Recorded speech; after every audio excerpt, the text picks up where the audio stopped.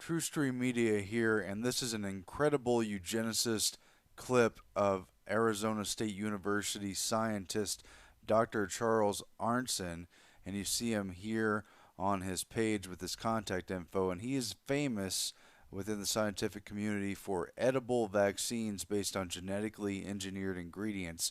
And here he is at a biotech in agriculture panel discussion about feeding 8 billion, in other words, feeding the entire world. Check out what they asked with typical population control questions. Together. Considering the negative social and environmental impacts of human population growth, shouldn't we try to restrict food supply and return our population to a more sustainable The old level? Malthusian question. On that same note, should there be 8 billion people in this world? Is there a limit on the number of people our planet can sustain? How do we go about this politely? Should we invade Mars? Nobody wants to go to the moon, so don't forget that. And should we concern ourselves with feeding 8+ billion in the first place, or should we allow natural forces of carrying capacity to affect Should we let disease, war, and pestilence wipe people out? That's that question. So, thoughts on this? Has anybody seen Contagion?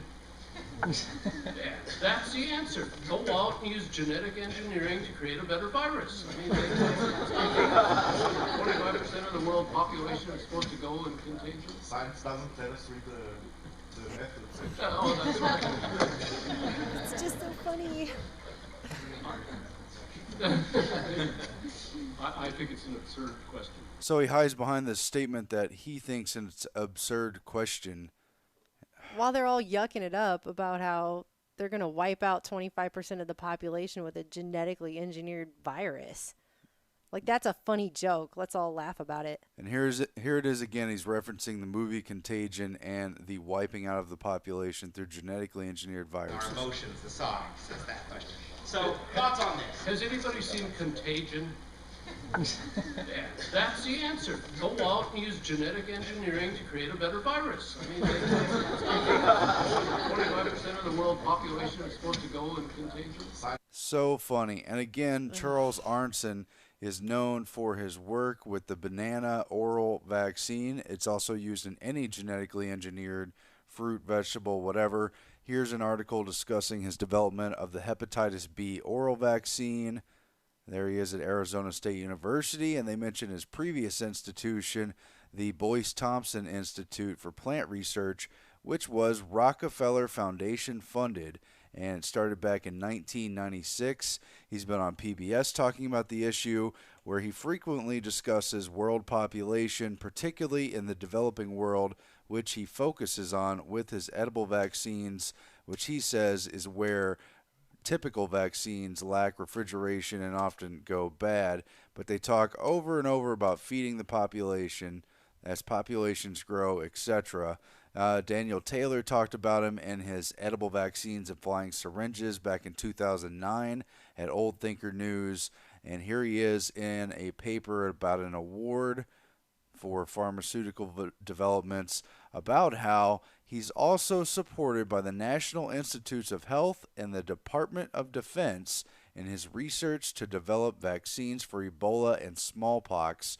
And here he is over here in the Ynet News article about the first Ebola vaccine to remain viable long term, which can therefore be successfully stockpiled, protects 80% of the mice they injected and tested, and it could be dried down and frozen.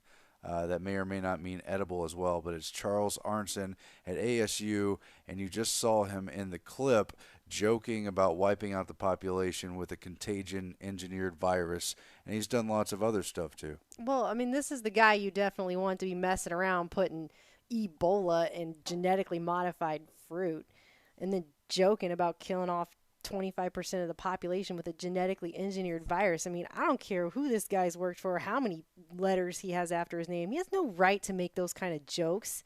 What gives him the right to put himself in that position where he can talk about just blithely killing off large sections of the population as if it's a funny joke? Isn't Arizona State University also Bill and Melinda Gates funded? There's a professor there right now who's got an oral contraceptive mouse bait that sterilizes mice, and they just started funding which that I'm sure last is November. also in their biotech department. Oh yeah, well I'm sure.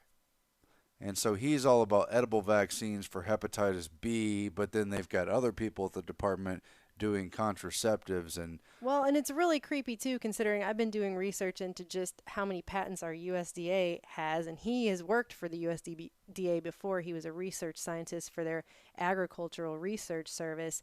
But, anyways, they actually have a patent for genetically engineered swine flu virus and uses thereof. So, and that's only one of the patents they have on genetically engineered viruses. there it is right there. Yeah. So, Wait a minute, that's June 2005. right. But they had a major swine flu outbreak, supposedly a very overhyped supposed pandemic in 2009. Oops. Yeah, Well, you know what they there's say about a Plum lot of funny Island. They business say with it. that the facilities are aging and they need to be updated. Now they're going to have to close it and move it. So, Did you see Contagion? All right, we'll sign off for now, but I thought that was a pretty that's incredible horrible. joke And that hiding movie behind the Contagion was reality. total propaganda. That whole movie was just start to finish propaganda, scaring people that they have to get all these vaccines. And of course, Arnson would say he thinks it's absurd because he would never do such a crude thing as just directly wiping people out, and populations dealt with through development and vaccines lead to people with fewer families. I don't know. Do you think they're Everywhere I going to be look, telling people they've got these vaccines in their bananas and in their fruit? what happens if they give the contraceptive ones without telling people? I know that's speculation, Ugh. but these people just never stop talking about limiting the population. The Rockefellers are in all directions of this. He may not even know what he's part of. I don't know. We gotta get out of here. That's TrueStreetMedia.com.